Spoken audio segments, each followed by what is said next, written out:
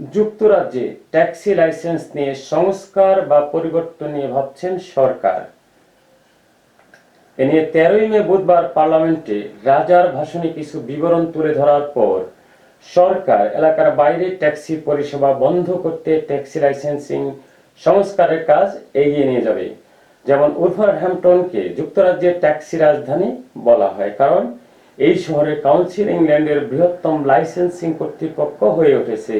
কিন্তু ট্যাক্সি এবং ব্যক্তিগত ভাড়ার যানবাহন বিলের খসড়ার উপরে ভাষণে বলা হয়েছে, যেখানে লাইসেন্স দেওয়া হয় এবং যেখানে যাত্রা সম্পন্ন হয় তার মধ্যে ঘনিষ্ঠ সামঞ্জস্য না থাকলে প্রয়োগকারী কার্যকলাপ এবং সম্পদ অসংলগ্ন থেকে যায়, যা কার্যকারিতা সীমিত করে এবং জনসাধারণের আস্থা ক্ষুণ্ণ করে।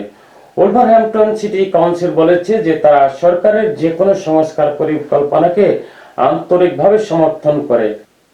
মন্ত্রীরা জানুয়ারিতে প্রথম জানিয়েছিলেন যে তারা এলাকার বাইরে ট্যাক্সি পরিষেবার প্রথাটি ঢেলে সাজাবেন, যেখানে চালকরা এক জায়গায় লাইসেন্স পেলেও মূলত অন্য জায়গায় পরিষেবা দেন।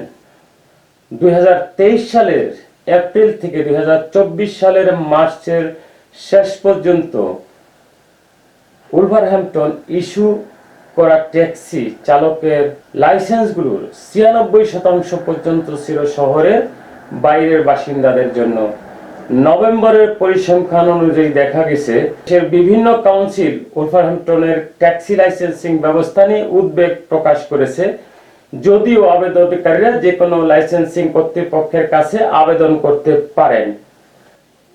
লিঙ্কনের ডিরেক্ট কার্সের ম্যানেজার রেগান ক্রো বলেছেন, অনেক চালক এলাকার বাইরে কাজ করেছেন এবং কোনো উদ্বেগ থাকলে যাত্রীরা সবসময় নিশ্চিত করতে পারেন না যে কার কাছে যাবেন।